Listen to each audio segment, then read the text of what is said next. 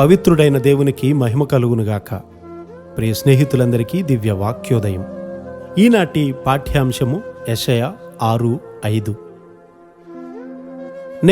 అయ్యో నేను అపవిత్రమైన పెదవులు గలవాడను. ఇక్కడ దేవునిచే పరీక్షింపబడినటువంటి ప్రవక్త ఉన్నారు. ఆయన దేవుని సన్నిధిలో ప్రవేశించాడు. అక్కడ దూతలున్నారు గాని వారు కూడా తమ ముఖాలను కప్పుకొని ఉన్నారు. ఆ భవనమంతా కదిలిపోతూ ఉంది. ఆయన సర్వశక్తి గల దేవుడని మనం తెలుసుకోవాలి. ఆయన ఈ లోకానికి వచ్చినప్పుడు తనను తాను ఎంతగా పరిమితి చేసుకున్నాడు. ఆయన తల్లి పరిశుద్ధురాలు, లేకపోతే ఆమె కూడా చనిపోయేది. వారి గృహము పరిశుద్ధమైనది. ఆయన తండ్రి పరిశుద్ధాత్మ వలన నడిపించబడ్డాడు. దూతలు స్వేచ్ఛగా ఆ ఇంటిని దర్శించేవారు. యెషయా మహిమతో నిండిన దేవుని చూస్తూ ఉన్నాడు. మనము పరిశుద్ధపరచబడి నశింపబడలేనంతగా పవిత్రపరచబడినప్పుడు ఆయనను ఒక దినమున మనం చూస్తాం. అలాంటి పరిస్థితిలో అది మనలను ఇంకా సజీవులుగా చేసి మనము పరలోక వైభవమును గుర్తించగలిగినట్లు చేస్తుంది. అప్పుడు మనము అయ్యో మాకు శ్రమ, మేము నశించితిమి అని అనకుండా గొర్రెపిల్ల రక్తము చేత కడగబడి ఈ స్థలానికి అర్హుడనైతిని గనుక సంతోషముగా ఉన్నానని మనం చెప్పగలుగుతాము.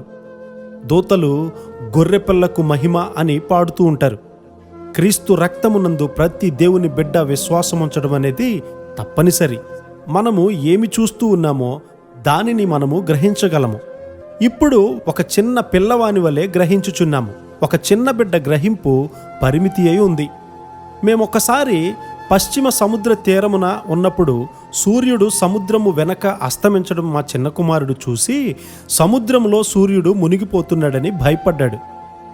ఖగోళ శాస్త్రాన్ని, భూభ్రమణాన్ని గూర్చి అతనికి గ్రాహ్యమైనట్లు నేను చెప్పలేకపోయాను. కాబట్టి చిన్న కుమారునితో సూర్యుడు స్నానం చేయడానికి మునిగాడు, తిరిగి ఉదయానికి పైకి వస్తాడు అని చెప్పాను.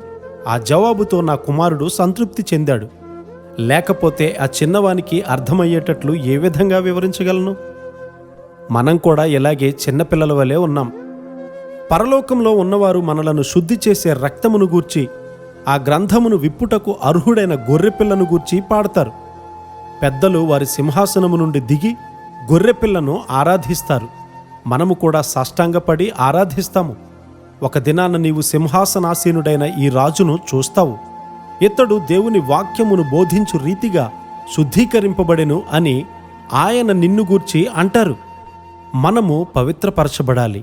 అట్టి కృపాధన్యత దేవుడు మనకు అనుగ్రహించునుగాక. ఆమెన్.